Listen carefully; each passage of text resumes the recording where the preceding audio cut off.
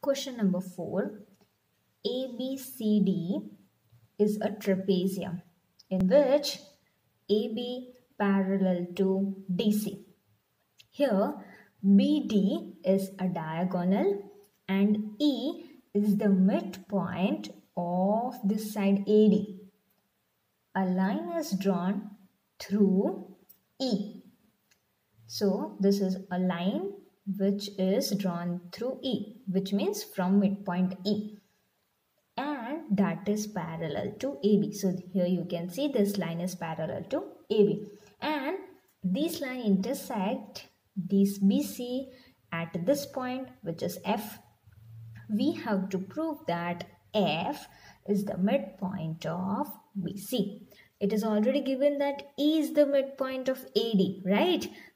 And when we draw a line through this midpoint E, that is parallel to AB. What we have to prove? F is the midpoint of BC. For proving this, let us consider triangle DAB. This much part we are talking about, triangle DAB. Here, E is the midpoint of AD. Now, this diagonal BD, where it was intersecting this line, there we have taken another point which is G. Why? Because right now we are considering triangle DAB. So there this point will be helpful to us because these two will make one line segment. Okay. So we'll write in triangle DAB, E is the midpoint of AD. Now, in the question, it is already given that this EF, that is parallel to AB. Okay, it is already given. Which means when we consider this triangle DAB, this EG, that will also be parallel to AB. Am I right? If EF is parallel to AB, EG is also parallel to AB. Let us write. So we'll write EF parallel to AB given, therefore EG that is also parallel to AB. From the figure also you can see. Now here we'll make use of the converse theorem of midpoint theorem. What it is? The line drawn through the midpoint of one side of a triangle parallel to another side bisects the third side. Let us make use of this in triangle DAB. Okay, in this E is the midpoint of AB. So one half statement it is there. The line drawn through the midpoint of one side of a triangle. This is the midpoint of one side E. This is the line drawn through E. Okay, so that will be parallel to another side. That is parallel to what? AB. Okay, this is another side. This line drawn from E is parallel to AB. And what else is said? Another side that bisects the third side. Which means this is the first side. It has midpoint. That line is parallel to another. And bisect the third side. Now which side is remaining? These two sides are used. That means this BD side. Bisect. Which means it will have midpoint and from that it will make two equal parts. So here we can see that from G it makes two equal parts of this side. And that means what? G is the midpoint of BD.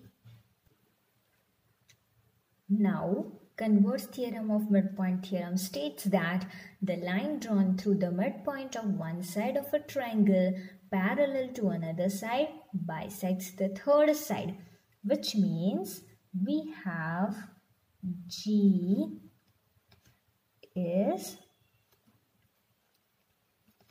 the midpoint of BD. This we got from converse of midpoint theorem. Similarly, let us consider triangle BDC. Now for this triangle, we already have G midpoint of BD. We have already proved.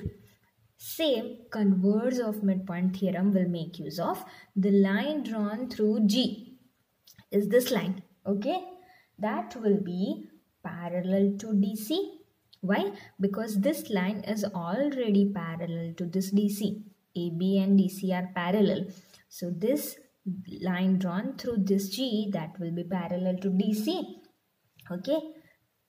According to converse of midpoint theorem, this line drawn through this midpoint, that is parallel to this side DC, and bisect the third side, which means what we will get, F is the midpoint of BC. So here we'll write, now in triangle BDC, G is the midpoint of BD. We have already proved it. Therefore, GF, that is parallel to DC. Why is it so? Because it is already given AB parallel to DC and EF parallel to AB. And this GF is part of EF.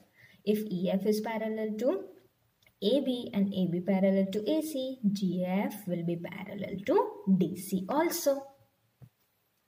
Now here already we have written statement of converse of midpoint theorem. So again we will not write. But remember students, once in the sum, in the numerical statement must be written one time in one sum. Here we have written one time. So again we will not write, we will write using converse of midpoint theorem. Please keep this in mind. Let us say it once again. G is already the midpoint of BD. Okay. Converse theorem of midpoint theorem says that the line drawn through midpoint of one side, that is this, parallel to another side. So GF parallel to DC. Why? Because AB parallel to DC, EF parallel to AB, and GF is part of EF, which means GF parallel to DC. That bisect the third side. Which is the third side remaining? This BC. Bisects means it will have midpoint, which is F. So we got F midpoint of BC.